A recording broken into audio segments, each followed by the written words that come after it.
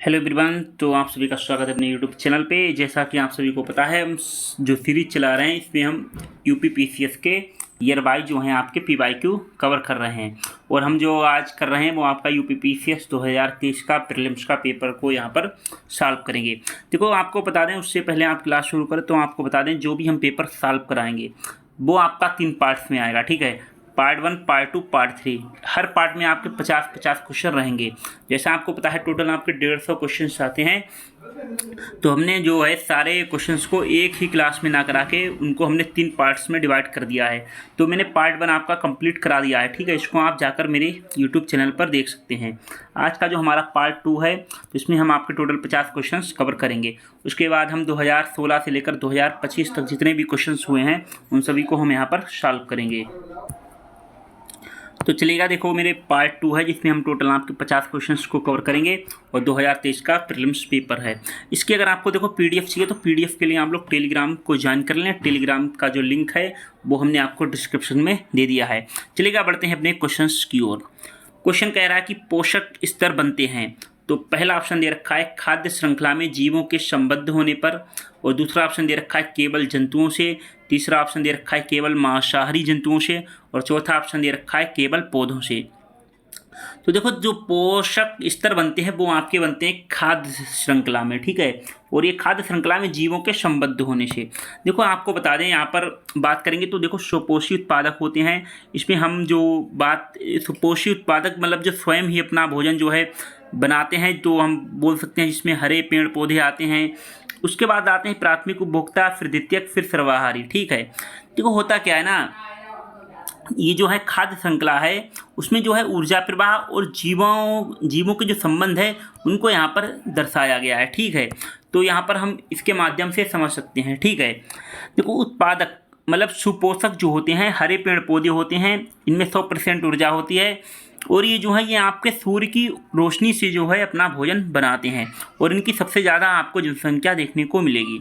उसके बाद आते हैं हमारे प्राथमिक उपभोक्ता। उसमें आपके शाकाहारी जानवर आ जाएंगे, जैसे खरगोश है, हिरण है। इनको केवल 10% ऊर्जा ही मिलती है। ये जब पौधों को खाते हैं तो जो टोटल ऊर्जा है वो यहाँ पर इनको केवल 10% ऊर्जा ही मिलती है। उसके बाद कंज्यूमर्स जो हैं यानी कि द्वितीय उपभोक्ता, उसमें आपके आते हैं मांसाहारी जानवर, जैसे मेढक हो गया, सांप हो गया, लोमड़ी हो गई। ये आप जो हैं ये यहाँ पर जो है प्राथमिक उपभोक्ताओं को खाते हैं। क्लियर। उसके बाद आते हैं शीर्ष उपभोक्ता। तो ये कहीं ना कहीं शीर्ष मांसाहारी जानवर है और इनकी जो जनसंख्या है वो यहाँ पर सबसे कम देखने को मिलेगी, जैसे कि आपका बाज हो गया, शेर हो गया। ठीक है, इनमें जो है केवल 0.1% ऊर्जा जो है मिलती है इनको द्वितीय उपभोक्ता से। ठीक है, देखो, इस डायग्राम को समझने का मतलब ये है कि जो ऊर्जा का प्रवाह जैसे जैसे ऊपर से नीचे की ओर होता है, यानी कि उत्पादक से प्राथमिक उपभोक्ता, उपभोक्ता से द्वितीयक उपभोक्ता, और उसके बाद शीर्ष उपभोक्ता, तो कहीं ना कहीं जो एनर्जी फ्लो है यहाँ पर जो है ऊर्जा है वो यहाँ पर कम मिलती है। क्लियर। तो अब आते हैं अपने अगले क्वेश्चन की ओर। अगले क्वेश्चन में कह रहा है कि संसद के सचिवालय में पदों के संदर्भ में निम्न में से कौन से कथन जो हैं सही हैं। तो संसद के सचिवालय में पदों के संदर्भ में कौन से कथन सही हैं उसके बारे में हमें बताना है। पहला क्वेश्चन ऑप्शन दे रखा है, संसद के प्रत्येक सदन के सचिवालय के लिए सम्मिलित पदों को यहाँ पर सृजित किया जा सकता है। फिर दूसरा ऑप्शन दे रखा है, संसद को अपने किसी भी सदन के सचिवालय स्टाफ की सेवा शर्तों को विनियमित करने का अधिकार होता है। तो इसमें देखो, संसद के सचिवालय के बारे में बताया है, तो यहाँ पर जो है प्रत्येक सदन के सचिवालय के लिए यहाँ पर सम्मिलित पदों को यहाँ पर सृजित किया जा सकता है, इसलिए जो ऑप्शन है पहला सही है। उसके बाद दूसरा ऑप्शन दे रखा है, संसद को अपने किसी भी सदन के सचिवालय स्टाफ की सेवा शर्तों को विनियमित करने का भी अधिकार होता है, इसलिए इसका जो राइट आंसर आएगा वो यहाँ पर डी आंसर जो है इसका राइट आंसर होगा। ठीक है, ये आपको यहाँ पर पता होना चाहिए। और ये आर्टिकल 98 क्लोज 1 के अंतर्गत जो है वृत्तक सचिवालय जो है, लेकिन यहाँ पर सम्मिलित पदों का यहाँ पर सृजन किया जाता है, ये आपको यहाँ पर पता होना चाहिए। अगले क्वेश्चन की ओर आते हैं। अगले क्वेश्चन में आपसे पूछा है कि किस प्रकार का टीका डिप्थीरिया से बचाता है। पहला ऑप्शन दे रखा है mRNA, दूसरा ऑप्शन दे रखा है वायरल वेक्टर, तीसरा ऑप्शन दे रखा है टॉक्साइड, और चौथा ऑप्शन दे रखा है लाइव एटेन्यूवेंटेड, ठीक है, लाइव एटेन्यूवेंटेड। तो देखो यहाँ पर आपको बता दें जो टीका है डिप्थीरिया से बचाता है वो आपका है टॉक्साइड। टॉक्साइड जो है आपको डिप्थीरिया से बचाता है। डिप्थीरिया क्या है? डिप्थीरिया जो होता है वो नाक और गले की जो श्लेष्मा झिल्ली है उसको प्रभावित करता है, ठीक है। तो ये बैक्टीरियल जो संक्रमण होते हैं आपके, ये कहीं ना कहीं नाक और जो गले की जो श्लेष्मा झिल्ली है उसको प्रभावित करते हैं। जब हम खाना खाते हैं तो कहीं ना कहीं बहुत ही ज़्यादा दर्द महसूस करते हैं और जो गले में कुछ सूजन भी हो जाती है, ठीक है। इसी के समाधान के लिए हम यहाँ पर जो है टॉक्साइड वैक्सीन का जो है इंजेक्शन लगाते हैं और टॉक्साइड वैक्सीन जो है इससे हमें जो है सुरक्षा प्रदान करती है। फिर आते हैं अगले क्वेश्चन की ओर। अगले क्वेश्चन में हमसे पूछा है कि जो जलीय पौधा है जिसे प्रायः जल प्लावित धान के खेत में जैव उर्वरक के रूप में प्रयोग किया जाता है वह है। तो जलीय पौधा जो है जिसको हम जल प्लावित धान के खेत में यूज करते हैं खाद के रूप में, तो वह कौन सा पौधा है उसका हमें नाम बताना है। पहला ऑप्शन दे रखा है एजोला, वोल्फिया, लेमना, ट्रापा। देखो जो पौधा है जलीय वो एजोला पौधा है जिसका प्रयोग हम कहीं ना कहीं जैव उर्वरक के रूप में प्रयोग करते हैं। तो इसलिए जो इसका पहला आंसर आएगा एजोला वो यहाँ पर सही होगा। ये क्या करता है? ये नाइट्रोजन को स्थिर कर देता है, ठीक है। तो इसलिए जो है ये नाइट्रोजन को स्थिर करने का कार्य करता है एजोला का पौधा। आते हैं अपने अगले क्वेश्चन की ओर। तो अगले क्वेश्चन की ओर आते हैं। अगले क्वेश्चन में पूछा है कथन और कारण के बारे में। तो यहाँ पर देखिएगा जैसे पूछा है कि किसी राज्य की सीमा बदलने की जो सिफारिश है वो राष्ट्रपति जो है यहाँ पर संसद को देता है और इसके लिए जो राष्ट्रपति हैं वो संबंधित राज्य के विधानमंडल द्वारा जो प्रस्ताव है उस पर विचार जो है एक खास अवधि के भीतर प्राप्त करते हैं। कहने का मतलब ये है, मान लो किसी भी राज्य की सीमा बदलनी है तो उसकी सिफारिश जो है राष्ट्रपति जो है संसद को देता है। और उसके बाद आगे पूछा है इसके लिए जो राष्ट्रपति है तो उस राज्य के जो विधानमंडल के द्वारा जो प्रस्ताव लाया गया है उस पर जो विचार है एक खास अवधि के भीतर जो है प्राप्त करते हैं। फिर कारण दिया गया है कि राष्ट्रपति को उस राज्य विधानमंडल का प्रस्ताव मानना अनिवार्य नहीं है। देखो मान लो कोई भी नया राज्य हो उसकी सीमा निर्धारित करनी हो तो उसकी कहीं ना कहीं अनुमति जो है राष्ट्रपति जो है वो यहाँ पर संसद को ही देता है। या कोई भी वर्तमान में राज्य है और या वर्तमान में राज्य तो उसकी अगर हमें सीमा बदलनी है तो उसकी जो अनुमति है सबसे पहले अनुमति जो है संसद में राष्ट्रपति ही संसद को देगा। फिर यहाँ पर देखो राष्ट्रपति को राज्य विधानमंडल का प्रस्ताव मानना जो है वो यहाँ पर अनिवार्य नहीं है। इसलिए कथन और कारण तो दोनों सही हैं, लेकिन जो है कथन और कारण जो है दोनों सही हैं, लेकिन यहाँ पर जो व्याख्या है वो यहाँ पर सही नहीं है। क्लियर है? यानी कि ये अब कथन भी सही है और कारण भी सही है, लेकिन यहाँ पर जो व्याख्या है वो ये सही नहीं कर रहा है। तो आते हैं अगले क्वेश्चन की ओर। तो इसको हम समझ सकते हैं कि ये दोनों तो सत्य हैं कि भाई साहब जो है राष्ट्रपति जो है पहले संसद में जो है सीमा बदलनी है तो उसको कहीं ना कहीं राष्ट्रपति जो है अनुमति जो है सिफारिश जो है संसद को देगा। और यहाँ पर राष्ट्रपति को जो है प्रस्ताव मानना यहाँ पर कोई उसकी मजबूरी नहीं है या अनिवार्य नहीं है, मान भी सकता है नहीं भी मान सकता है। क्लियर है? अगले क्वेश्चन की ओर आते हैं। अगले क्वेश्चन ने आपसे पूछा कि निम्नलिखित में से किसे हास्य गैस के रूप में जाना जाता है? Laughing gas. पहला ऑप्शन दे रखा है कार्बन मोनोऑक्साइड, दूसरा ऑप्शन दे रखा है नाइट्रस ऑक्साइड, तीसरा ऑप्शन दे रखा है क्लोरोफ्लोरोकार्बन को, चौथा ऑप्शन दे रखा है अमोनिया को। तो हास्य गैस के रूप में जाना जाता है वो आपका नाइट्रस ऑक्साइड को जाना जाता है। इसलिए इसका जो राइट आंसर आएगा वो यहाँ पर 20 का जो है राइट आंसर होगा। अगले क्वेश्चन की ओर आते हैं। अगले क्वेश्चन में आपसे पूछा है 1857 में बरेली उत्तर प्रदेश में क्रांति का नेता कौन था? मतलब जब 1857 की क्रांति हो रही थी उस समय बरेली में जो है क्रांति का नेता कौन था? तो पहला ऑप्शन दे रखा है इन्होंने नाना साहेब, दूसरा ऑप्शन दे रखा है कुंवर सिंह, तीसरा ऑप्शन दे रखा है हजरत महल, चौथा ऑप्शन दे रखा है खान बहादुर खान। देखो इस समय जो क्रांति का नेता था वो यहाँ पर खान बहादुर खान भाई साहब थे और इनको जो है बख्त खान के नाम से भी जाना जाता है। और कुंवर सिंह जो थे ये बिहार से थे, जगदीशपुर से। हजरत महल जो थी यहाँ पर ये हजरत महल लखनऊ से थे, अवध से। और नाना साहेब थे कानपुर से। तो ये पता होने चाहिए कि 1857 में जो रिवोल्ट हुआ था तो उस समय लीडर कौन था? तो खान बहादुर खान भाई साहब थे बरेली से, जिनको बख्त खान के नाम से भी जानते हैं। नाना साहेब कानपुर से थे, बेगम हजरत महल जो थी वो यहाँ पर लखनऊ से थी, और कुंवर सिंह जो थे वो यहाँ पर जगदीशपुर बिहार से थे। फिर आता है अगले क्वेश्चन। अगले क्वेश्चन में हमसे पूछा है कि कौन जो है भारतीय संविधान के अनुच्छेद 20 का हिस्सा नहीं है। अगर आपने आर्टिकल 20 पढ़ा होगा तो आप इसमें जो है ऑप्शन देखकर बता सकते हैं। तो आर्टिकल 20 अगर नहीं पढ़ा है तो आप इसको समझिएगा। तो देखो कौन भारतीय संविधान के अनुच्छेद 20 का हिस्सा नहीं है। तो पहला ऑप्शन दे रखा है दोहरे दंड की धारा, और दूसरा ऑप्शन दे रखा है स्वयं अपने विरुद्ध साक्षी होने से निषेध, मतलब अपने विरुद्ध जो है यहाँ जो है साक्ष्य नहीं दे सकते हैं। फिर कह रहा है यातना के विरुद्ध निषेध, और चौथा ऑप्शन दे रखा है कार्योत्तर विधि। देखो आर्टिकल 20 का जो हिस्सा है नहीं है वो है यातना के विरुद्ध निषेध, क्योंकि यातना के विरुद्ध निषेध जो है वो यहाँ पर आर्टिकल 21 के अंतर्गत आता है। और ये आर्टिकल दोहरे दंड की धारा, आर्टिकल 20 क्लोज 1 स्वयं अपने विरोध साक्षी होने से निषेध, आर्टिकल 20 क्लोज 2 कार्योत्तर विधि जो है वो आपकी आर्टिकल 20 क्लोज 3 के अंतर्गत आती है। ठीक है, तो ये यहाँ पर आप देख सकते हैं। तो देखो यहाँ पर आर्टिकल 21 क्लोज के अंतर्गत जो है एक्स पोस्ट फैक्टो ला है, भूतलक्षी प्रभाव से यहाँ पर कानून लागू नहीं होगा। और आर्टिकल 22 है दोहरे दंड की धारा। देखो दोहरे दंड की धारा आर्टिकल 20 क्लोज 2, तो इस तरह से याद कर लो। एक ही अपराध के लिए किसी व्यक्ति को 2 बार की सजा नहीं हो सकती है। फिर आर्टिकल 23 में जो है अपने विरुद्ध जो है कोई भी गवाही देने के लिए उसको बाध्य यहाँ पर नहीं किया जा सकता है। यातना के जो विरुद्ध निषेध है ये आपका है आर्टिकल 21 के अंतर्गत आता है, इसलिए इसका जो राइट आंसर आएगा वो यहाँ पर सी इसका जो है राइट आंसर हो जाएगा, क्योंकि हिस्सा नहीं है ये पूछा गया है। आते हैं अगले क्वेश्चन की ओर। अटॉर्नी जनरल के बारे में हमसे पूछा गया है, हमसे बताना है कि यहाँ पर उसको लेकर कौन से कथन जो हैं सही हैं। पहला ऑप्शन दे रखा है कि अटॉर्नी जनरल के पद पर ऐसे ही व्यक्ति को नियुक्त किया जाएगा जो कि उच्चतम न्यायालय का न्यायाधीश नियुक्त होने के लिए क्वालिफाइड हो, मतलब आहृत मतलब क्वालिफाइड हो। तो महान्यायवादी के पद पर एक ऐसे ही व्यक्ति को नियुक्त किया जा सकता है जो उच्चतम न्यायालय का न्यायाधीश नियुक्त होने के लिए आहृत हो। फिर दूसरा ऑप्शन दे रखा है महान्यायवादी को उनके पद से उसी प्रक्रिया से हटाया जा सकता है जैसे कि उच्चतम न्यायालय के न्यायाधीश को।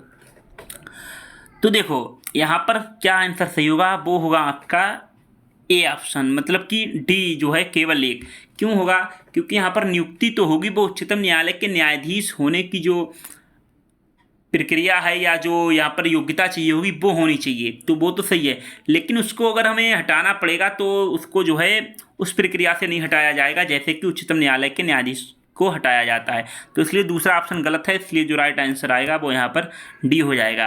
यानी कि नियुक्ति तो सही है, नियुक्ति तो उसी व्यक्ति की होगी जो कि यहाँ पर योग्य व्यक्ति होगा, जो कि उच्चतम न्यायालय का न्यायाधीश नियुक्त होने की योग्यता रखता होगा।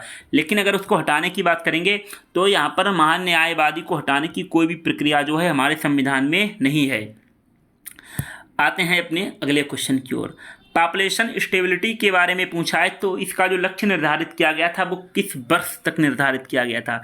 पहला ऑप्शन दे रखा है 2080, दूसरा ऑप्शन दे रखा है 2045, 2070, 2075। तो पॉपुलेशन स्टेबिलिटी का जो लक्ष्य रखा गया था, पहले रखा गया था 2045 तक, लेकिन बाद में इसको बढ़ाकर रख दिया गया 2070 तक। ठीक है, तो इसलिए इसका जो राइट आंसर आएगा वो आपका आएगा सी आंसर। तो प्रारंभ में तो इसका जो लक्ष्य रखा गया था 2045 तक, लेकिन बाद में इसका जो लक्ष्य है उसको बढ़ाकर वर्ष 2070 तक कर दिया गया। क्लियर। तो देखो जनसंख्या स्थिरीकरण मतलब इसका ये होता है कि जन्म दर, मृत्यु दर और प्रवास उसका जो कुल योग्य है वो यहाँ पर शून्य हो जाए, कुल मिला के जन्म दर और मृत्यु दर बराबर हो जाए, इस तरह से आप समझिएगा। उसी को कहते हैं जनसंख्या स्थिरीकरण। तो इसका लक्ष्य रखा गया वर्ष 2070। साथियों अगले क्वेश्चन की ओर आते हैं। अगले क्वेश्चन में हमसे पूछा गया है कि निम्न में से कौन सा युग्म सही सुमेलित नहीं है। देखो हमेशा क्वेश्चन को पढ़ें तो पूछता है कि सही सुमेलित है कि सही सुमेलित नहीं है। तो इस तरह से क्वेश्चन को अगर पढ़ेंगे तो आपको जो है ज़्यादा समझ क्वेश्चन आपकी गलत होने की संभावना जो है कम हो जाएगी। जैसे पूछ लिया है नवी अनुसूची, तो सही सुमेलित नहीं है, मतलब हमें बताना है कि नीचे जो आपके दिए गए हैं उनमें से हमको गलत ऑप्शन का यहाँ पर चयन करना है। तो नवी अनुसूची, तो पहला ऑप्शन में दे दिया गया है कि राज्यसभा में स्थानों का आवंटन, तो ये गलत है क्योंकि ये जो राज्यसभा में स्थानों का आवंटन है ये नवी सूची के अंतर्गत नहीं आता है बल्कि अनुसूची 4 के अंतर्गत आता है। फिर आता है तीसरा अनुसूची, तीसरी अनुसूची में कह रहा है कि शपथ या प्रतिज्ञान के रूप प्रारूप, ये सही है। फिर कह रहा है 8वीं अनुसूची और 8वीं अनुसूची भाषाएं, ये भी सही है। 10वीं अनुसूची ये दल परिवर्तन के आधार पर निरहरता है, ये भी आपका सही है। तो ये सही सुमेलित नहीं है, तो वो आपका ए ऑप्शन नहीं है क्योंकि राज्यसभा में जो स्थानों का आवंटन है वो अनुसूची 4 के अंतर्गत आता है। क्लियर। तो ये आपको यहाँ पर पता होना चाहिए। और आपको बता दें जो नवीं अनुसूची है उसमें आता है जो कानून आते हैं जिनको न्यायालय में चुनौती नहीं दी जा सकती है, वो आपके अनुसूची 9 के अंतर्गत आते हैं। और अनुसूची 4 में जो है राज्यसभा में स्थानों का आवंटन जो है वो आपका चौथी अनुसूची का विषय है। और बाकी जो तीसरी अनुसूची है वो शपथ के अंतर्गत है। और 8वीं अनुसूची में 22 भाषाएँ आती हैं। और 10वीं अनुसूची में दल विरोधी जो है कानून यहाँ पर दिया गया है। तो इस तरह से आप यहाँ पर क्वेश्चंस को सॉल्व करें। फिर यहाँ पर देखिएगा दिया गया है आपका सतत विकास लक्ष्य दिया गया है और सूची को यहाँ पर हमें सुमेलित करना है। देखो हमेशा क्वेश्चन को पूरा पढ़ें, कभी पूछता है सुमेलित नहीं है उसको बताना है, सुमेलित है उसको बताना है, या फिर सुमेलित करना है उसके बारे में हमसे पूछ लेता है। अब जैसे यहाँ पर पहला ऑप्शन दे रखा है STG 10। तो STG 10 क्या है वो आपका देखो आपको बताएं, ये STG 10 है वो आपका समानताओं में कमी है। तो पहले का तीसरा देखो, पहले का तीसरा इसमें मिल रहा है और पहले का तीसरा इसमें मिल रहा है, यानी कि B ऑप्शन और C ऑप्शन आपका कट हो जाएगा। फिर दे रखा है STG 13। STG 13 आपका जो है वो आपका क्लाइमेट एक्शन पे है, यानी कि आपका जलवायु क्रिया। तो B का पहला देखो किसमें है, B का पहला इसमें है, इसमें नहीं है, तो इसलिए ये ऑप्शन भी कट जाएगा, यानी कि जो D ऑप्शन है आपका वो यहाँ पर सही होगा। और देखो वो STG 14 है। STG 14 आता है आपका पानी के नीचे का जीवन, मतलब पानी के नीचे के जीवन के बारे में यहाँ पर लाइफ फ्लो वाटर के बारे में बात की गई है। STG 15 की बात करेंगे तो STG 15 जो आता है वो आपका ज़मीन पर जीवन के बारे में बात किया है। तो इसलिए इसका जो राइट आंसर आएगा वो आपका D हो जाएगा। और आपको बता दें संयुक्त राष्ट्र के द्वारा जो 2030 तक है यहाँ पर कुल 17 जो है सतत विकास लक्ष्य निर्धारित किए गए हैं। और आपको 17 के बारे में पता होना चाहिए। STG 1 से लेकर STG 17 तक के बारे में क्वेश्चंस पूछ लेता है और हर साल लगभग यहाँ से क्वेश्चन पूछता है। अब आते हैं अगले क्वेश्चन की। और अगले क्वेश्चन में देखो दोस्तों पूछा है कि नेचुरल जो सिल्क है उसका एक घटक कौन है। पहला ऑप्शन दे रखा है फास्फोरस, दूसरा ऑप्शन दे रखा है पोटेशियम, तीसरा ऑप्शन दे रखा है नाइट्रोजन, चौथा ऑप्शन दे रखा है मैग्नीशियम। तो देखो प्राकृतिक रेशम का घटक कौन है, तो वो आपका है नाइट्रोजन। तो इसलिए इसका जो राइट आंसर आएगा वो यहाँ पर आपका C इसका राइट आंसर हो जाएगा। कैसे आपको बताएं, इसको समझिएगा। देखो इसका स्रोत क्या है कि रेशम के कीड़े जो होते हैं उनके द्वारा यहाँ पर होता है, ठीक है। और जो प्राकृतिक रेशम है वो आपका प्रोटीन से बना होता है, ठीक है। और जो प्रोटीन होते हैं वो एमिनो एसिड की यहाँ पर श्रृंखला होते हैं। और एमिनो एसिड का जो अनिवार्य घटक होता है वो आपके नाइट्रोजन होते हैं, इसलिए यहाँ पर जो है नाइट्रोजन इसका राइट आंसर होगा। इसलिए हम कह सकते हैं कि जो नाइट्रोजन है प्राकृतिक रेशम का एक बुनियादी और अनिवार्य घटक है। आते हैं अपने अगले क्वेश्चन की ओर। अगले क्वेश्चन में दोस्तों पूछा गया है कि भारतीय जैविक डेटा केंद्र यानी कि इंडियन बायोलॉजिकल डेटा सेंटर किस राज्य में स्थापित किया जा रहा है। हालांकि ये क्वेश्चन 2023 का था, तो इसलिए यह करंट अफेयर का क्वेश्चन था, तो उसी से रिलेटेड पूछा गया है। तो इंडियन बायोलॉजिकल डेटा सेंटर किस राज्य में स्थापित किया जा रहा है। पहला ऑप्शन दे रखा है गुजरात, हरियाणा, उत्तर प्रदेश, पंजाब। तो देखो फरीदाबाद में ये स्थापित किया जा रहा है। फरीदाबाद आपका हरियाणा राज्य में आता है, इसलिए इसका जो राइट आंसर आएगा वो आपका B इसका जो है राइट आंसर हो जाएगा। देखो हमने जो सीरीज है इसमें हमने आपके करंट अफेयर को क्वेश्चन को हटा दिया, क्योंकि करंट अफेयर के क्वेश्चन कोई मतलब नहीं है, वो आपको इसलिए मैंने इस सीरीज में हटा दिए हैं। अगले क्वेश्चन की ओर आते हैं। अगले क्वेश्चन में बात की गई है वो जियोग्राफी से रिलेटेड की गई है। क्वेश्चन पूछ रहा है माउंट न्यूमैन जो है निम्नलिखित में से किस खनिज के लिए आपके प्रसिद्ध हैं।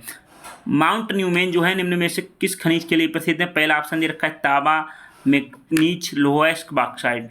तो माउंट न्यूमैन है जो आपके वो प्रसिद्ध हैं, वो लौह अयस्क के लिए आपके प्रसिद्ध हैं, इसलिए इसका जो राइट आंसर आएगा वो आपका C हो जाएगा, ठीक है। और आपको बता दें ये पश्चिमी ऑस्ट्रेलिया में जो है स्थित है। देखो अगले क्वेश्चन में पूछा है कि निम्नलिखित में से कौन सी आर्थिक क्रिया नहीं है। तो पहला ऑप्शन दे रखा है आपका स्वैच्छिक समाज सेवा, दूसरा ऑप्शन दे रखा है किसानी या खेती, तीसरा ऑप्शन दे रखा है नौकरी, चौथा ऑप्शन दे रखा है परिवहन। आर्थिक क्रियाएं क्या होती हैं, जिनका संबंध जो है पैसे कमाने से होता है, तो वो आर्थिक क्रियाओं के अंतर्गत आती हैं। तो किसान जो है खेती करेगा तो पैसे कमाने के लिए ही करेगा, इसलिए ये ऑप्शन गलत है। सर्विसेज कोई भी करेगा तो वो वहाँ पर पैसे कमाने के लिए ही करेगा, इसलिए यहाँ पर C ऑप्शन भी गलत हो जाएगा। परिवहन कोई अगर मान लो करेगा तो वो भी यहाँ पर, लेकिन जो समाज सेवा है वो इंसान करता है अपने दिल की संतुष्टि के लिए या अपने मानसिक संतुष्टि के लिए, तो इसलिए इसका जो राइट आंसर आएगा वो यहाँ पर A ऑप्शन जो है यहाँ पर राइट आंसर हो जाएगा। इकोनॉमिक्स एक्टिविटीज हैं, मतलब वे गतिविधियाँ जिनका जो है आय का सृजन होता है, जिनसे हम आय कमाते हैं, तो वो आपकी जो है आर्थिक क्रियाओं के अंतर्गत आती हैं। और गैर आर्थिक क्रियाएं जो होती हैं जो सामाजिक या मनोवैज्ञानिक या भावनात्मक संतुष्टि के लिए की जाती हैं, बल्कि धन कमाने के लिए नहीं, उन्हीं को हम जो है कहते हैं गैर आर्थिक क्रियाएं। तो समाज सेवा है वो यहाँ पर इसका मतलब सिर्फ धन कमाने के लिए नहीं होता है। अगले क्वेश्चन की ओर आते हैं। अगले क्वेश्चन में दोस्तों पूछा है क्वेश्चन हमारा एंशिएंट हिस्ट्री से रिलेटेड। इसमें हमसे पूछा है पुराणों के बारे में हमको बताना है कि निम्न में से कौन से कथन जो हैं सही हैं। तो पहले ऑप्शन में पूछ लिया है कि विष्णु पुराण से जो है मौर्य वंश की जानकारी मिलती है। तो ये सही बात है कि विष्णु पुराण से हमें मौर्य वंश की जानकारी मिलती है। फिर अगले ऑप्शन में हमसे पूछा है कि वायु पुराण जो है गुप्त वंश की शासन व्यवस्था पर प्रकाश डालता है। तो एग्जैक्ट ये भी सही है, क्योंकि जो गुप्त वंश की जो शासन व्यवस्था है उसका जो हमें वर्णन देखने को मिलता है वो हमें वायु पुराण से देखने को मिलता है। तो दोनों ही यहाँ पर जो कथन हैं वो आपके सही हो जाएंगे। तो विष्णु पुराण जो है यहाँ पर हमें मौर्य वंश की जानकारी प्रदान कराता है, और जो गुप्त वंश के बारे में है वो हमें वायु पुराण से यहाँ पर जानकारी मिलती है। आते हैं अपने अगले क्वेश्चन की ओर। अगले क्वेश्चन में दोस्तों देखो योजनाएं दी गई हैं कुछ और उनके वर्ष दिए गए हैं। तो आपको बताना कि कौन सी सही सुमेलित नहीं है। देखो हमेशा क्वेश्चन को पूरा पढ़ना पड़ेगा, लेकिन अगर कुछ लोग पूरा नहीं पढ़ेंगे तो यहाँ पर गलत हो जाएगा। सही सुमेलित नहीं है मतलब यहाँ पर जो है कुछ योजनाओं के नाम दिए गए हैं और दूसरी तरफ हमें ईयर दिया गया है। तो बताना है कि कौन सी योजना जो है गलत है, ठीक है, किस ईयर आई थी वो हमें बताना है। जैसे कि सांसद आदर्श ग्राम योजना है, ये 2014 में आई थी, ये भी सही है। दीनदयाल उपाध्याय ग्रामीण कौशल्य योजना, ये भी 2014 में आई थी। फिर कह रहा है कि श्यामा प्रसाद मुखर्जी अर्बन मिशन जो है 2015 में आया, ये आपका गलत है क्योंकि ये योजना आई थी आपकी 2016 में। फिर आया rural counselling interest subsidy scheme 2017 में, ये भी आपका सही है। हमसे पूछा है सही सुमेलित नहीं है, तो इसलिए इसका जो राइट आंसर आएगा वो आपका सी आंसर इसका जो है राइट आंसर हो जाएगा। ठीक है, तो आते हैं अगले क्वेश्चन की ओर। दोस्तों यहाँ पर अगले क्वेश्चन के बारे में पूछा है हमसे। अगले क्वेश्चन में कह रहा है कि संसाधनों के उपयोग तथा उसको भविष्य के लिए उनके संरक्षण की आवश्यकता को संतुलित करने को हम क्या कहते हैं। तो पहला ऑप्शन दे रखा है संसाधन संरक्षण, सतत विकास, भविष्य के संसाधन खपत में कमी करना। देखो जब कहीं ना कहीं हम अपना संसाधन का उपयोग करते हैं अपनी ज़रूरत के हिसाब से और भविष्य के लिए हम उसको जो है संरक्षित करते हैं, तो उसको हम कहते हैं सतत विकास। ठीक है, तो इसलिए इसका राइट आंसर आएगा बी आंसर जो है इसका राइट आंसर हो जाएगा। यानी कि सतत विकास का मतलब है कि हम अपनी तो ज़रूरतें पूरी करें, उसके साथ साथ हम जो है भविष्य की जो पीढ़ियाँ आएंगी उनकी भी ज़रूरतों को यहाँ पर पूरा करने के लिए उसको जो है हम संरक्षित करते हैं, उसी को हम कहते हैं सतत विकास। तो इसलिए इसका जो राइट आंसर आएगा वो यहाँ पर आपका बी इसका राइट आंसर हो जाएगा। आते हैं अगले क्वेश्चन की ओर। अगले क्वेश्चन में दोस्तों हमसे पूछा है कि उच्चतम न्यायालय को मौलिक अधिकारों के हनन रोकने के लिए रिट जारी करने की शक्ति के संबंध में 2 कथन दिए गए हैं। बताना है, नीचे आपको ऑप्शन दिए गए हैं। मतलब ये कह रहा है कि उच्चतम न्यायालय को जो मौलिक अधिकार के जो हनन रोकने के लिए रिट जारी करने की शक्ति दी गई है उसके बारे में या उससे रिलेटेड हमें 2 कथन दिए गए हैं, तो उनके बारे में हमें बताना है। जैसे कि यहाँ पर ऑप्शन दे दिया है कि उच्चतम न्यायालय को ये शक्ति प्रदान है कि वह बंदी प्रत्यक्षीकरण, परमादेश, प्रतिषेध, अधिकार परीक्षा और प्रेषण रिट जारी कर सकता है। देखो ये बंदी प्रत्यक्षीकरण अगर आपने नहीं पढ़ा है या परमादेश नहीं पढ़ा है तो पॉलिटी में आप पढ़ लें जाकर इसको, क्योंकि इससे लगभग हर साल क्वेश्चन पूछ ही लेता है। प्रतिषेध हो या अधिकार परीक्षा हो या प्रेषण रिट हो, तो इनके बारे में क्वेश्चन पूछ लेता है। उसके बाद कह रहा है कि संसद को अधिकार है कि वह कानून बनाकर किसी भी अन्य अदालत, देखो मैं जो हाईलाइट कर रहा हूँ उसी से आप उसको तोड़ना सीखिए। क्वेश्चन कोई भी सॉल्व करें, आप प्री का करें या मीन्स का, तो पहले क्वेश्चन को आप ब्रेक डाउन करना सीखिए, उसको तोड़ना सीखिएगा। तो संसद को यहाँ पर अधिकार दिया गया है कि वह कानून बनाकर किसी भी अन्य अदालत को या अन्य न्यायालय को अपनी जो है आधिकारिक स्थानीय सीमाओं के भीतर उच्चतम न्यायालय को जो यहाँ पर शक्तियाँ दी गई हैं उन शक्तियों का प्रयोग कर सकता है। तो देखो यहाँ पर उच्चतम न्यायालय को तो शक्ति दी गई है भाई कि वह बंदी प्रत्यक्षीकरण, परमादेश और प्रतिषेध और अधिकार परीक्षा और जो है उत्प्रेषण रिट जारी कर सकता है। लेकिन यहाँ पर दोस्तों संसद को भी ये अधिकार दिया गया है कि वह कानून बनाकर किसी भी अन्य अदालत को उच्चतम न्यायालय की जो है वो शक्तियों में यहाँ पर बाधा ना पहुँचे, उसके भीतर यहाँ पर जो है अन्य अदालत भी यहाँ पर इन शक्तियों का उपयोग कर सकती है। इसलिए इसका जो राइट आंसर आएगा वो यहाँ पर डी इसका जो है राइट आंसर हो जाएगा। क्लियर। इनके आर्टिकल के बारे में भी पूछ लेना, पता होना चाहिए, कभी कभी पूछ लेता है। तो ये 5 प्रकार की जो रिट जारी करने की जो शक्तियाँ दी गई है या अधिकार दिया गया है वो आर्टिकल 32 क्लोज 2 के अंतर्गत दिया गया है। जबकि जो संसद के बारे में दिया गया है, संसद जो है यहाँ पर सर्वोच्च न्यायालय की शक्तियों पर प्रभाव डाले बिना जो है किसी अन्य न्यायालय को भी जो है इन शक्तियों का अधिकार देने के लिए जो है शक्ति दे सकता है, अधिकार दे सकता है, वो यहाँ पर आर्टिकल 32 क्लोज 3 के अंतर्गत दिया गया है। तो डी ऑप्शन यहाँ पर सही हो जाएगा। साथियों, आपसे पूछा गया अगले क्वेश्चन के बारे में। अगले क्वेश्चन में पूछा कि निसार उपग्रह जो है निम्नलिखित में से किन संगठनों द्वारा संयुक्त रूप से विकसित किया गया है। तो निसार सैटेलाइट जो है किन संगठनों के द्वारा संयुक्त रूप से विकसित किया गया है। पहला ऑप्शन दे रखा है ईएसए और नासा, दूसरा ऑप्शन दे रखा है रोस्कोसमोस और सीएनएसए, तीसरा ऑप्शन दे रखा है इसरो और नासा, चौथा ऑप्शन दे रखा है ईएसए और इसरो।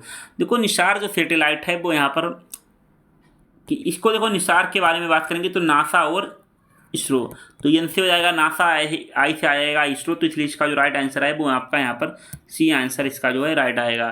तो एन से हो जाएगा नासा, आई से हो जाएगा इसरो और एस से आर का जो है यहाँ पर फुल फॉर्म दिया गया है। तो इसलिए इसका जो राइट आंसर आएगा वो यहाँ पर आपका सी आंसर आ जाएगा।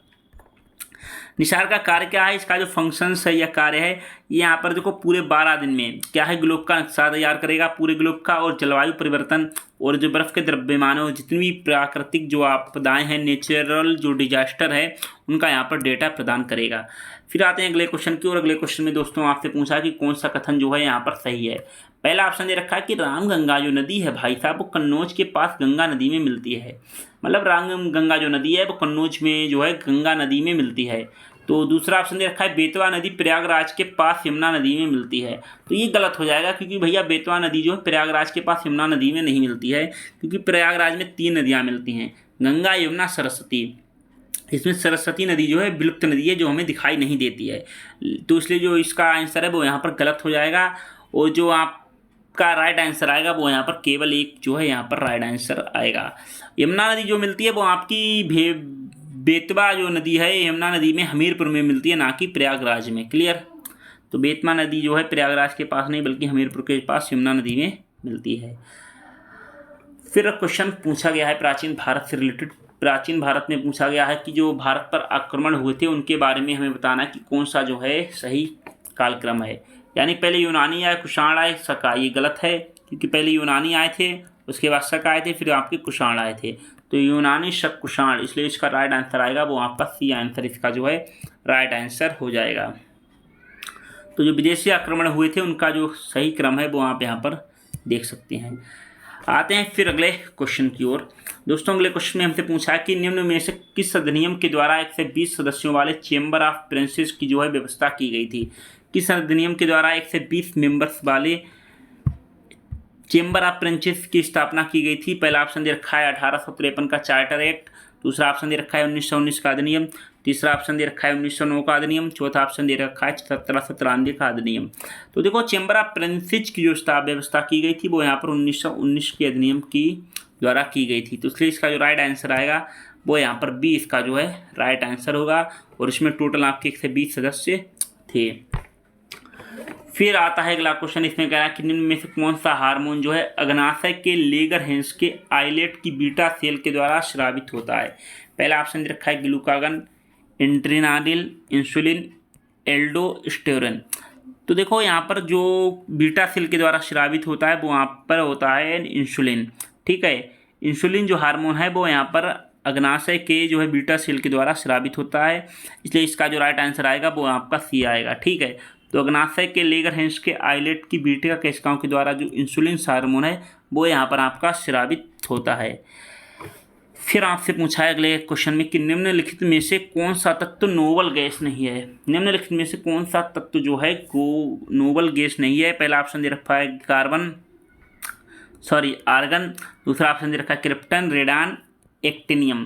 तो कौन सा तत्व नोबल गैस नहीं है, वो एक्टिनियम है जो यहाँ पर है वो नोबल गैस नहीं है बल्कि रेडियोधर्मी पदार्थ है एक्टिनियम। ठीक है, तो एक्टिनियम जो है वो आपका रेडियोधर्मी धातु है बल्कि नोबल गैस नहीं है, बल्कि हीलियम, आर्गन, जीनान, नियान, क्रिप्टन और रेडान जो हैं आपकी नोबल गैसें हैं। साथियों अगले क्वेश्चन की बात करेंगे तो ये क्वेश्चन भी आपका करंट अफेयर का है। हालांकि क्वेश्चन को करंट अफेयर के क्वेश्चन मैंने कराए नहीं है, क्योंकि करंट अफेयर करने का कोई मतलब नहीं है, बार बार वो रिपीट होते नहीं है। क्वेश्चंस जो हैं PYQ हम वो करा रहे हैं आपके जिन करंट अफेयर को हटा के, ठीक है। तो करंट अफेयर की जो सीरीज है वो भी आपको जल्दी मिल जाएगी, बट अभी तो फिलहाल हम PYQ पर फोकस करेंगे। अब क्वेश्चन देखो करंट अफेयर का है, तो पूछ लिया गया कि हाल ही में निधन हुए पोप बेनेडिक्ट 16वें के संदर्भ में बताना है कौन सा सही है। वह जर्मनी के मूल निवासी थे, 600 वर्षों में इस्तीफा देने वाले पहले पोप थे। तो दोनों ही सही है, क्योंकि ये जर्मनी के मूल निवासी थे और 600 वर्ष में इस्तीफा देने वाले यहाँ पर जो है पहले पोप थे। उनका निधन जो हुआ था 2022 में और पेपर आया था 2023 में। और आपको पता है करंट अफेयर हमेशा एक साल पहले पूछता है, ठीक है।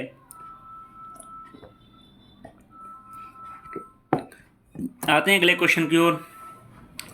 अगले क्वेश्चन में बताना है आपको निम्नलिखित में से कौन सा कारक जैव विविधता के ह्रास के लिए सर्वाधिक महत्वपूर्ण कारक है।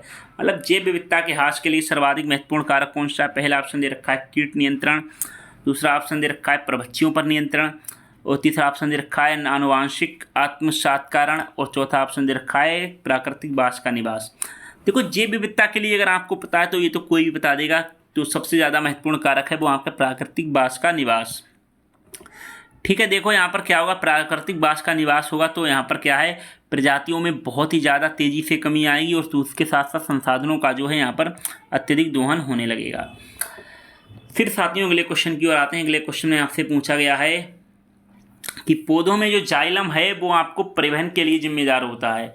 मतलब कि आपको बताना है पौधों में जाइलम जो है किस परिवहन के लिए जिम्मेदार होता है। पहला ऑप्शन दे रखा है भोजन, जल, एमिनो एसिड, ऑक्सीजन। देखो जल के लिए जो है आपको बता दें जाइलम जिम्मेदार होता है और भोजन के लिए होता है फ्लोएम, ठीक है। तो ये आपको यहाँ पर पता होना चाहिए। फ्लोएम जो है आपको बता दें भोजन का परिवहन जो होता है पौधों में वो आपका फ्लोएम के द्वारा होता है, और जल के परिवहन की बात करेंगे तो ये आपका जल का परिवहन जो है वो आपका जाइलम के द्वारा होता है। फिर आते हैं अपने अगले क्वेश्चन की और। अगले क्वेश्चन में साथियों पूछा गया है कि फिलीपींस में जो नारियल है और गन्ने की खेती है उसके विकास का श्रेय किसको जाता है। तो फिलीपींस में जो नारियल और गन्ने की खेती का जो विकास हुआ है उसका क्रेडिट या श्रेय है जो वो किसको जाता है। पहला ऑप्शन दे रखा है इन लोगों ने हॉलैंड वासियों को, दूसरा ऑप्शन दे रखा है ब्रिटेन वासियों को, तीसरा ऑप्शन दे रखा है स्पेन एवं अमेरिका वासियों को, और चौथा ऑप्शन दे रखा है फ्रेंच या फ्रांसीसियों को। देखो अगर नारियल और गन्ने की खेती की बात करेंगे तो इसका श्रेय जाता है आपका स्पेन और अमेरिका वासियों को। तो इसलिए इसका जो राइट आंसर आएगा वो आपका आ जाएगा राइट आंसर सी है, इसका जो है राइट आंसर होगा। अगले क्वेश्चन में आपको बताना है कुछ नदियों के नाम दिए गए हैं और उनके कुछ उद्गम स्थलों के नाम दिए गए हैं। तो एक साइड में आपको रिवर्स के नाम दिए गए हैं, एक साइड में आपको प्लेस ऑफ ऑरिजिन मतलब किस उद्गम स्थल के नाम दिए गए हैं। तो इनको हमें यहाँ पर सुमेलित करना है या जोड़ों को यहाँ पर बताना है। देखो यमुना नदी, तो सीधी बात है यमुना नदी का जो उद्गम स्थल है वो यमुनोत्री है। तो पहले का चौथा देख लो किसमें है, तो पहले का चौथा इसमें है, पहले का चौथा इसमें है, पहले का चौथा इसमें है। तो इसलिए आपका जो है डी ऑप्शन कट जाएगा। फिर आते हैं कृष्णा नदी। कृष्णा नदी का जो उद्गम स्थल है वो आपका है महाबलेश्वर में। तो बी का तीसरा ऑप्शन देखो किसमें है, तो बी का तीसरा ऑप्शन इसमें नहीं है, ये भी कट जाएगा। बी का तीसरा ऑप्शन इसमें भी नहीं है, ये भी कट जाएगा। बी का तीसरा ऑप्शन जो है वो आपका इसमें दिया गया है। गोदावरी नदी की बात करेंगे तो गोदावरी नदी की बात करेंगे तो यहाँ पर देखो तीनों ऑप्शन कट गए, तो सीधे सीधे आपको दिख रहा है कि सी ऑप्शन ही सही होगा, बट हम यहाँ पर क्रॉस चेक करते हैं। गोदावरी की बात करेंगे तो गोदावरी नदी है उसका उद्गम स्थल जो है वो आपका नासिक है। तो सी का दूसरा देख लो, तो सी का दूसरा भी आपको यहाँ पर मिल जाएगा। महानदी की बात करेंगे तो महानदी का जो उद्गम स्थल है वो सिहावा में है, वो अभी आपको यहाँ पर मिल गया। तो यानी कि सी जो है इसका राइट आंसर हो जाएगा। बट यहाँ पर उत्तर ए दिया गया है। एक मिनट में इसको जरा क्रॉस चेक करता हूँ। पहले का चौथा सही है, फिर देखो आपको दिया है इसमें बी का दूसरा, तो बी के दूसरे में अगर देखेंगे तो कृष्णा नदी का जो है नासिक से नहीं है बल्कि कृष्णा नदी का महाबलेश्वर है। तो इसलिए जो इसका जो राइट आंसर है ये आपका गलत है, ठीक है। इसको आप काट कर दें और इसका जो राइट आंसर आएगा वो आपका जो साथियों सी आंसर जो इसका राइट आंसर होगा, ठीक है। क्योंकि यमुना नदी का उद्गम स्थल यमुनोत्री है, कृष्णा नदी का महाबलेश्वर है, गोदावरी का नासिक और महानदी का सिहावा। तो सी इसका जो है राइट आंसर आ जाएगा। यहाँ पर आप मैप के माध्यम से भी देख सकते हैं। अब आते हैं अगले क्वेश्चन की ओर। देखो यहाँ पर आपको देखो माउंटेन्स के नाम दिए गए हैं, पर्वतों के, और उसके साथ साथ आपको कंट्रीज के नाम दिए गए हैं, देश के नाम दिए गए। तो आपको बताना है कि कौन सा पर्वत किस देश में है। जैसे कि किलिमंजारो के बारे में पूछा गया है कि किलिमंजारो जो पर्वत है वो किस देश में है। तो किलिमंजारो जो पर्वत है वो आपको साथियों है तंजानिया में। तो तंजानिया में देखो पहले का तीसरा किस में है, तो पहले का तीसरा इसमें नहीं है, ये गलत हो जाएगा। पहले का तीसरा इसमें, इसको हम होल्ड करते हैं, पहले का चौथा दिया है, इसको हम कट करेंगे और पहले का तीसरा इसमें है। तो यहाँ पर 2 ऑप्शन हमारे पास बचते हैं जिनमें हमें मैच करना है। अब फिर आते हैं अगले ऑप्शन की, और अगले ऑप्शन में पूछा टूपकल। टूपकल पर्वत है वो आपका किस देश में है। टूपकल पर्वत की बात करेंगे तो टूपकल पर्वत जो है वो आपका मोरक्को देश में है। तो बी का पहला, तो बी का पहला अगर हम देखेंगे तो वो आपका बी का पहला डी ऑप्शन में, इसलिए इसका जो राइट आंसर आएगा वो आपका डी हो जाएगा और बी कट जाएगा।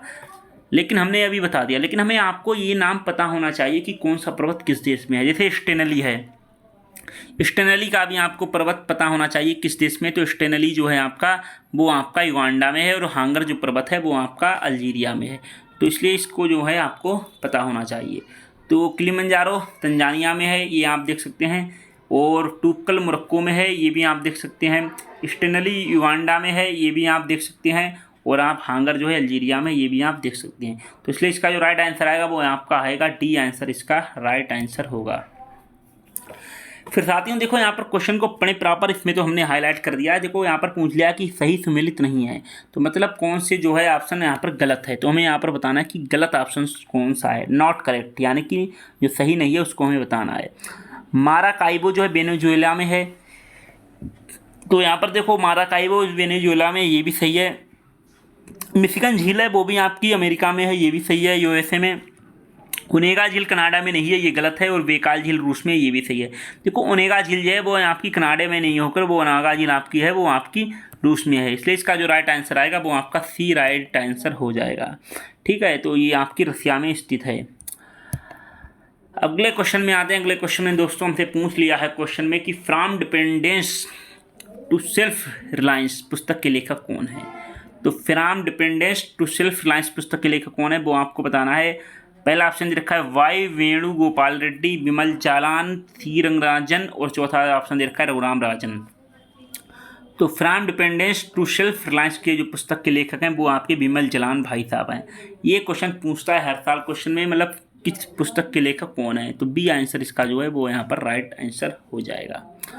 और आपको बता दें ये आरबीआई के पूर्व जो हैं गवर्नर रह चुके हैं विमल जालान, उन्हीं ने ये पुस्तक लिखी है। तो अगला क्वेश्चन आपका पूछ लिया भैया उत्तर प्रदेश के बारे में, और संसद के रिलेटेड पूछा है। कह रहा है महाराज की संसद में उत्तर प्रदेश के प्रतिनिधित्व के संदर्भ में हमें निम्न कथनों से बताना है कौन से कथन जो है सही है। पहला ऑप्शन दे रखा है कि राज्यसभा के लिए उत्तर प्रदेश की 31 सीटें आवंटित हैं, मतलब कह रहा है कि पूरे यूपी में राज्यसभा के लिए 31 सीटें हैं, सही है। फिर कह रहा है कि लोकसभा के 80 सदस्य जो हैं उत्तर प्रदेश में निर्वाचित होते हैं, ये भी सही है। यानी कि लोकसभा की टोटल सीटें हैं 80 और राज्यसभा के लिए जो सीटें हैं टोटल उत्तर प्रदेश में 31। तो दोनों ऑप्शन आपके यहाँ पर सही हो जाएंगे। तो इसलिए राइट आंसर इसका जो होगा वो आपका डी ऑप्शन जो है सही हो जाएगा। लोकसभा की 80 और राज्यसभा की 31 सीटें यहाँ पर हैं। आते हैं अगले क्वेश्चन की, और अगले क्वेश्चन में साथियों पूछा है हमसे कैप्टन हॉकिंस के बारे में कि कौन सा कथन जो है आपका यहाँ पर सही है। देखो आपको बताना है कौन सा कथन सही है। कह रहा है कि वह 1611 में जेम्स फर्स्ट के दूत के रूप में भारत आए थे। पहली बात है भैया कि जो कैप्टन हॉकिंस भाई साहब हैं ये 1611 में नहीं आए थे, बल्कि ये आए थे महाराज आपके 1608 ईस्वी में। ठीक है, तो 1608 ईस्वी में आए, तो पहला ऑप्शन गलत हो जाएगा। ये तुर्की भाषा का बहुत अच्छा ज्ञाता था। तो देखो तुर्की के साथ साथ ये फारसी और तुर्की दोनों भाषाओं के ये ज्ञाता थे, तो इसलिए जो है राइट आंसर होगा इसका केवल 2। तो केवल 2 है, इसका सी आंसर आएगा। लेकिन देखो यहाँ पर क्या है, आयोग ने जो है यहाँ पर गलत कर दिया था कि वह तुर्की भाषा का अच्छा ज्ञाता नहीं था। तो यहाँ पर देखो आयोग ने जो माना है फिलहाल हम उसी को मानेंगे, बट आपको पता होना चाहिए कि वह तुर्की और फारसी दोनों भाषाओं का यहाँ पर अच्छा जानकार था, और हॉकिंस जो है 1608 में आया था, ये आपको यहाँ पर पता होना चाहिए। देखो ये क्वेश्चन है आपका योजनाओं के बारे में, जो गवर्नमेंट की स्कीम्स आती हैं उनके बारे में पूछा है। कह रहा है कि कौन सा जननी सुरक्षा योजना का प्रमुख उद्देश्य है। तो भाई जननी सुरक्षा, जननी का मतलब क्या होता है, जैसा आपको पता है जननी का मतलब होता है माँ। तो माँ सुरक्षा योजना का प्रमुख उद्देश्य क्या है। देखो तो माँ का जो संबंध होता है उसके बेटे से होता है, तो सीधी सी बात है तो मातृ मृत्यु दर और नवजात मृत्यु दर में कमी, उसी को लेकर ये योजना जो है जारी की गई थी। अगर आपने नहीं पढ़ा है तो अगर आप थोड़ा भी कॉमन सेंस लगाएंगे ना तो क्वेश्चन को सॉल्व कर सकते हैं। तो जैसे कि जननी सुरक्षा योजना के बारे में पूछ लिया, तो जननी मतलब माँ, माँ का संबंध बेटे से, तो दोनों की मृत्यु में कमी आए तो वही आपका इस योजना से संबंधित है। केवल माता से होगा ये भी गलत है, केवल पिता से केवल बच्चे से होगा ये भी गलत है। तो ये आपको यहाँ पर पता होना चाहिए। अगले क्वेश्चन की ओर आते हैं। अगले क्वेश्चन में आपसे पूछा कि सर्वोच्च न्यायालय के जो न्यायाधीश का त्यागपत्र है वो संबोधित होता है। देखो, सर्वोच्च न्यायालय के न्यायाधीश का त्यागपत्र जो है संबोधित होता है, पहला ऑप्शन दे रखा है राष्ट्रपति को, प्रधानमंत्री को, भारत के मुख्य न्यायाधीश को और सर्वोच्च न्यायालय के वरिष्ठतम न्यायाधीश को। देखो, अगर सर्वोच्च न्यायालय के न्यायाधीश की बात करेंगे तो उसका त्यागपत्र जो है संबोधित होता है वो यहाँ पर राष्ट्रपति को होता है। तो इसलिए इसका जो राइट आंसर आएगा वो यहाँ पर ए हो जाएगा।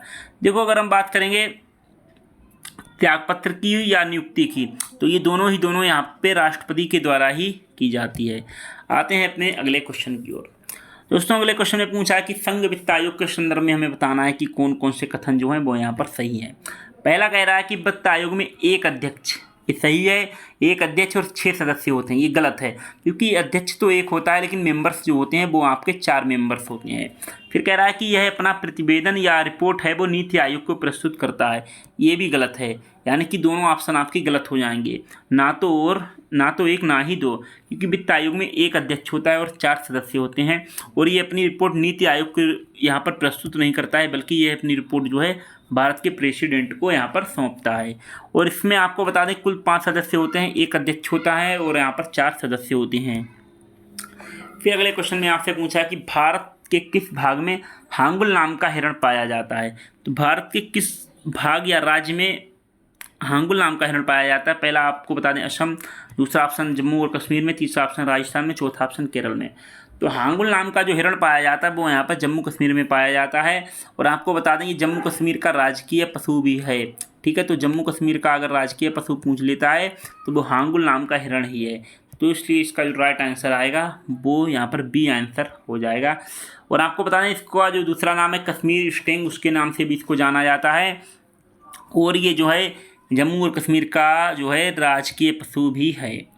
फिर आते हैं अगले क्वेश्चन की, और अगले क्वेश्चन में पूछा है विधान परिषद के बारे में। विधान परिषद के बारे में पूछा है कि कौन कौन से कथन जो है सही है। कह रहा है कि एक विधान परिषद में उस राज्य की विधानसभा, देखो राज्य की विधानसभा का मतलब होता है एमएलए जो आपके विधायक वगैरह होते हैं, और विधान परिषद जो होते हैं वो आपके एमएलसी होते हैं, ठीक है। तो एक विधान परिषद में और हर राज्य में विधान परिषद नहीं होगी, ठीक है। अब आप कमेंट करके बताना कि भारत के कितने राज्यों में विधान परिषद है। तो ऑप्शन पहला दे रखा है कि एक विधान परिषद में उस राज्य की विधानसभा की कुल सदस्य के 1/3 से अधिक सदस्य नहीं हो सकते हैं। जैसे कि मान लो उत्तर प्रदेश में टोटल विधानसभा सीटें मान के चलते हैं 80, मान लेते हैं ये 80 है नहीं, ठीक है। लेकिन आपको बता दें कि इसके जो है 1/3 से अधिक, मतलब 1/3, 1/3, तो ये आएगा तकरीबन 3 दूनी 6, और आपको बता दें 3 छक 18, ठीक है, ऐसे समथिंग कुछ आएगा, ठीक है, 26 दशमलव। तो यहाँ पर ये 26 दशमलव कुछ आएगा। तो यहाँ पर क्या है, यानी कि इससे अधिक सदस्य नहीं हो सकते हैं, मतलब 26 से अधिक सदस्य नहीं हो सकते हैं। फिर कह रहा है कि एक राज्य की विधान परिषद में कम से कम 40 सदस्य होने ही चाहिए। ये मैंने आपको एग्जाम्पल के तौर पर बता दिया कि 80 जो विधानसभाएँ टोटल, हालांकि 80 है नहीं, वो आपको भी पता है। तो ये आपके दोनों ऑप्शन सही हैं, यानी कि ऑप्शन जो हैं आपके दोनों यहाँ पर राइट आंसर होंगे। यानी कि एक विधान परिषद में जो है राज्य की टोटल विधानसभा जो है टोटल, उसके 1/3 सदस्य से अधिक सदस्य से जो हैं सदस्य नहीं हो सकते हैं। फिर कह रहा है कि विधान परिषद में कम से कम 40 सदस्य होने ही चाहिए। तो दोनों यहाँ पर ऑप्शन जो हैं सही हो जाएंगे। तो 40 सदस्य तो कम से कम होने ही चाहिए, और आपको बता दें 1/3 सदस्य जो है यहाँ पर विधानसभा के कुल सदस्यों का होना ही चाहिए। और आपको बता दें ये दोनों ही ऑप्शन सही हैं। आते हैं अगले क्वेश्चन की ओर। अगले क्वेश्चन में आपसे साथियों पूछा है कि संगीत की टप्पा शैली निम्नलिखित में से किस मुगल सम्राट के दरबार में विकसित हुई। पहला ऑप्शन दे रखा है अकबर, शाहजहां, मोहम्मद शाह, जहांगीर। तो संगीत की टप्पा शैली के बारे में आपको बता दें संगीत की टप्पा शैली है वो आपकी मोहम्मद शाह के दरबार में विकसित हुई थी। इसलिए राइट आंसर जो है आएगा वो यहाँ पर सी, इसका जो है राइट आंसर होगा। तो फिलहाल मेरे जो है आज हमने पार्ट 2 को यहाँ पर कंप्लीट, एक सेकेंड, यहाँ पर हमने फिलहाल पार्ट 2 को जो है आपका साथियों कंप्लीट कराया है। और हमने बताया था हम किसी भी साल के अगर PYQ को कवर करा रहे हैं तो उसको हम 3 पार्ट में कराएंगे। चाहता तो मैं 1 पार्ट में करा दूं, लेकिन 1 पार्ट में कराएंगे तो आप भी बोर हो जाएंगे। तो जैसे मान लो मैं आपको करा रहा हूं 2023 का पेपर, ठीक है, 2023 का जो है प्रीलिम्स का पेपर करा रहा हूँ। तो यहाँ पर हम इसको मैं 3 पार्ट में करा रहा हूँ, पार्ट 1, पार्ट 2 और पार्ट 3। पार्ट 1 में आपके 50 क्वेश्चन रहेंगे और 50 क्वेश्चन आपके पार्ट 2 में रहेंगे और 50 क्वेश्चन आपके रहेंगे पार्ट 3 में। तो यहाँ पर जो है हमने पार्ट 1 कंप्लीट कर दिया, पार्ट 2 भी कर दिया। अब हमारा जो नेक्स्ट वीडियो आएगा पार्ट 3 में आएगा, उसके बाद हम कंप्लीट करेंगे 2022 के पेपर को। तो फिलहाल बने रहिएगा हमारे यूट्यूब चैनल पे। और अगर आप पहली बार आए और आपने वीडियो को लाइक नहीं किया तो आप वीडियो को लाइक करें। और अगर आपको कोई भी डाउट है, किसी से भी रिलेटेड डाउट है, तो आप कमेंट करके पूछिएगा। और अगर आप सच में अगर आप सपोर्ट करना चाहते हैं तो आप वीडियो को शेयर अवश्य करिएगा, क्योंकि जितने ज़्यादा तक मेरी वीडियो पहुंचेगी, क्योंकि नया चैनल है और इतना अभी यूट्यूब जो है रिकमेंड लोगों को नहीं करेगा, तो आप लोग शेयर करिएगा ताकि आपका भी भला हो और आपकी जो साथी है उनका भी यहाँ पर भला हो। और पहली बार आए हैं तो चैनल को सब्सक्राइब करें ही करें। और सबसे बड़ी बात कि हम जो लेक्चर आपको दे रहे हैं वो आपको बिल्कुल फ्री में दे रहे हैं।